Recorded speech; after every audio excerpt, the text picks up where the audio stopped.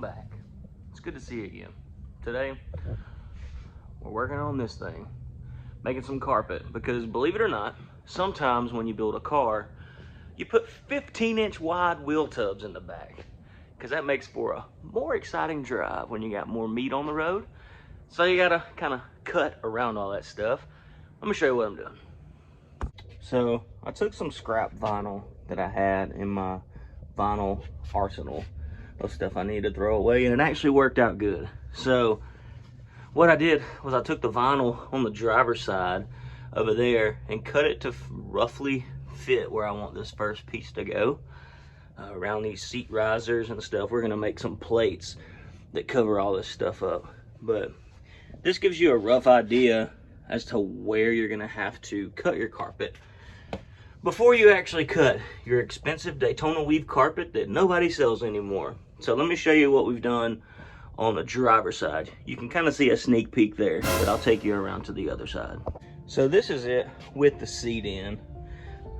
See, it rolls all the way back, to the back seat, fits underneath the threshold plate nicely, goes up the firewall.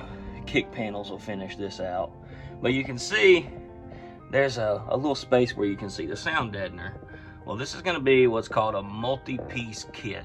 Daytona weave carpet is super nice. I mean, really nice. And unfortunately, what I was told, you can't get a molded carpet kit made for this car with the Daytona weave. Now you can with the typical loop carpet or a cut pile carpet, but on the Daytona weave it has this rubber backing, and supposedly it can't be done. So on these kind of cars, where you want luxury, number one, two, you want something that fits around a modified body, for example, those wheel tubs back there I was talking about, you got to make your own kit. So the process is you find roll yardage of your carpet that you want. Good luck with Daytona weave. I know I've said that 1,000 times, but it's impossible to get now. Drop a link below if you know somewhere to buy it, but I have no idea where to find it anymore. So first off, find rolled yardage of the carpet you want. Second, make a pattern of all your pieces. Now earlier I said this is a multi-piece carpet kit. So I think it's gonna end up being 1, 2, 3, 4, 6 pieces that are laid in the car separately, some with edge binding, and we'll show you what that is here in a little bit. And step 3, you gotta glue that stuff in nice and smooth to get it to lay down where you want it, get all your seams perfect, and that's what we're gonna accomplish today on this thing inside the car. Possibly the trunk, but mainly gonna focus inside the car so we can get kick panels and stereo stuff installed and ripping and roaring. So let me show you what I'm working with. Here on the biggest shelf in my shop is the floor shelf, and we have some rolled yardage of Daytona weave carpet. Now in a perfect world, I think I got like 2 yards left, and it's gonna be the perfect amount to finish the trunk and the little pieces I have to make for the firewall. But if we travel over here to the workbench, you can see I took that piece of vinyl that I had earlier and I've made some marks with chalk, a rough outline. Now I'm not gonna cut it to that line, I'm gonna cut it to the outside of that line, and here's why. You can always add, you can't add more. You can always take away more, but you can't add to. Once it's cut, it's cut. Measure twice, cut once, or whatever they say in carpentry world. It applies here too.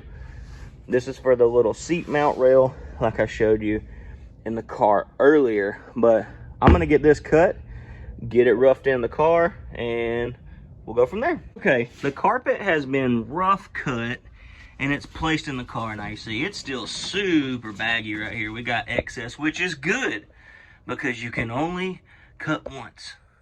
I haven't found a way to fuse this stuff back together yet. But up here, same story. You got excess for days, but the good thing is these lines we made on the template fit right where we want them to trim all this stuff out for what is piece number 2, since there's piece number 1. So I know I keep saying 6 piece. Where are these pieces gonna come from? So this will go up the firewall to here. It will have a leather edge binding. Again, I'll show you that later. This firewall piece will be separate that comes around. So this will go in first, right? And then we'll have a filler piece that, so you see this line here, there'll be a piece that goes past where this console sits, over the hump, down through there. Again, this will have leather on the edge, so it'll look super smooth. So will this back here, this tunnel piece, this will be trimmed to where it fits down in that crack nicely, right there where that chalk line is, or it just so happens to be a sound bed in your scene. But anyway, it'll go there, the hump piece comes over. It makes it look super nice, guys. I guess that's what I'm trying to get at, but there's no good way for me to put my camera tripod in here to do this. So I'll come back when it's finished. I know I said it'd be longer, but I got this piece cut. And as you can see, there's a hose right here. The lighting is terrible, but there's a hose. I think it is some kind of drain for the AC, for the vintage air. I'm not sure. But what I do know is I have to cut around it. It's little stuff like this, guys, that makes this it makes it a tedious process. So I'll report back when I'm finished. And that's how piece number 2 fits. Just beautifully. Obviously it tucks up underneath that, but all right, one more to go. All right, got all the puzzle pieces fit. So that's 1, humps 2, over here's 3. That main piece up in there is 4, and 5, and then the other one on the other side is 6. You guys are blurry. But now it's time to put a binding on these edges and the one on the tunnel there. So finally, I'm gonna show you about binding. So this is the piece that goes up in the firewall. It's like the first, second. This is the third piece to go in, but it's the first one that needs edge binding because you can see this edge. It's super raw. You don't want to see that in a vehicle. So what you do is you cut you a strip of leather that matches the carpet, right? This is the color leather that I'm throwing on the seats. You've seen it on the door panels as well. But what you do is you just make this edge pretty with the edge binding. So you sew this guy on, you know, stitch around, ticka, ticka, ticka, ticka, ticka, and then this folds around, right? Oh, it's gonna fold around, make a beautiful edge. It looks like this, but way prettier. So let's take it to the sewing machine. All right, so we're at the sewing machine. Good old console. Got my strip of leather, got my piece that I gotta bind. So first, we're gonna stitch this on at a 3/8 seam allowance. And I'm not gonna worry about the edge being raw because there's another piece that overlaps this. So we can just sew it flush and it'll be fine.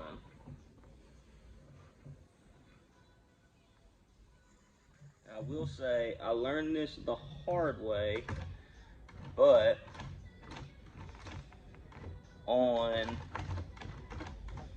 when you're doing edge binding, you don't want to pull the material too hard, or else it causes like some stretching, and then when you go to pull it around your piece like we're going to do here in just a second, it just, oh boy, it looks bad. So we're going to get this sewn on here, and then we'll show you the other side.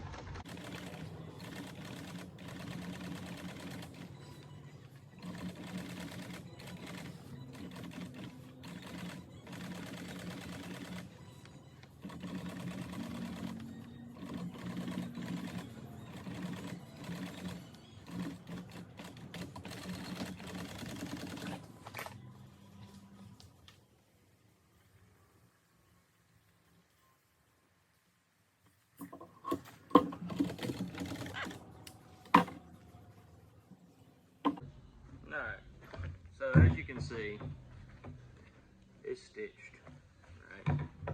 So now what we're gonna do is we're gonna cut off this excess here on the end. All right, now, what I was trying to show you earlier that I couldn't accomplish, this is gonna wrap around to, let's see if I can get it in focus. Here's the carpet, here's the leather. This is gonna wrap around, it's gonna stitch, and then that's what the edge of the carpet will look like. Pretty and not raw. Let's do it. I like to glue. Let's stitch her on.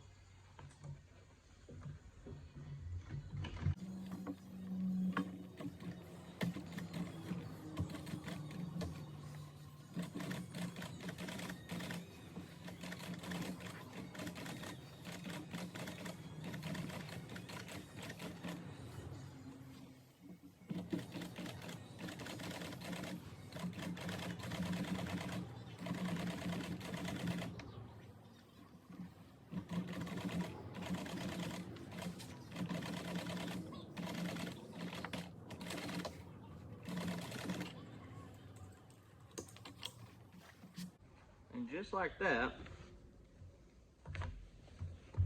your carpet is bound. Now let's do that 4 more times.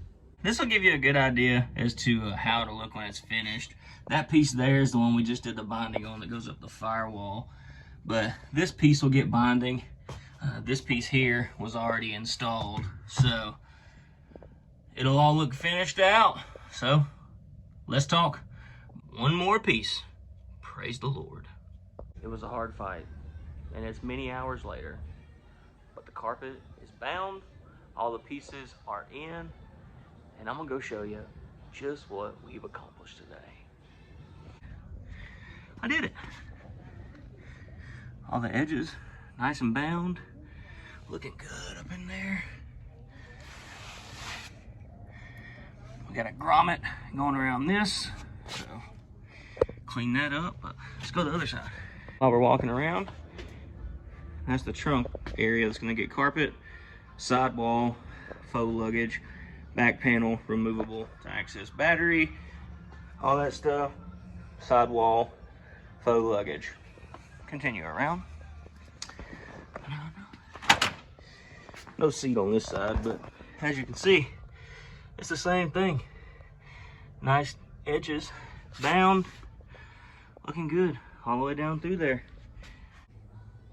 I think this is where we're gonna end it because I can't put the carpet in the trunk. I was going to, but then I thought about it, and all the sawdust, all that stuff, getting in the carpet, I just don't really want to have to double work and be redo Randy and clean all that stuff up. So I think we're gonna cut it right here. Next time we'll work on the side panels, do all that kind of stuff. Side panels, kick panels, the templating process for all that. Then we'll knock out some seats, some stereo, and call it good. So thank y'all for watching again. Hope you learned something today. Again, there's 1,000 ways to do something. You remember how I just said there's like 1,000 ways to do something? Well, I was just talking to a buddy of mine, and he said, well, why did you bind the edge of the carpet? You could have just folded it over. With Daytona weave, you just scrape off some of the backing, fold it over, makes a clean edge. Had no freaking clue. So we're gonna try it live. I've never done it. The car's already done, but we're gonna see what this looks like. Let's just take a straight line for testing's sake here. This is a piece I cut that was wrong. So I wonder how you peel the backing off. I wonder if you can take a razor blade. Razor blade it. Let's see.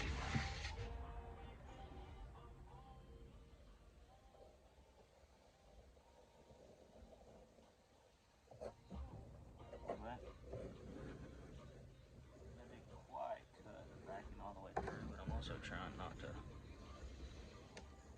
cut the freaking carpet. This would take forever like this. Oh my gosh, look at this. So this would work. Peel all this backing off. I'm gonna do this and see what it looks like. Okay, I got all that backing peeled off. Now let's glue it. We'll throw some glue down, fold it over, see how it looks.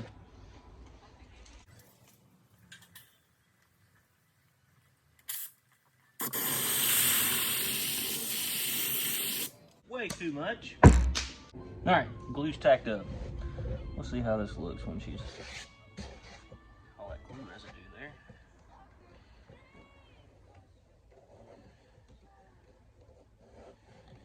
Get out of here. Shut up. This would have looked amazing. It doesn't look bad the way we have it, but he told me this and I was like, man, there's no freaking way. Guys, look at how clean that looks. So you can do it like that too, if you don't want to sew the binding on. Man, that's nice. Thank you for that. So do it the way that you want to. Make sure you like, subscribe. Thank you to those that have subscribed and have been sharing it. It's awesome. We're up to 6 watch hours. So, man, I'm just killing it with this stuff. But anyway, hope you guys get something out of this. You guys have a good, I can't say weekend because I don't know when I'm posting this. But you guys have a good one. God bless. We'll see you next time.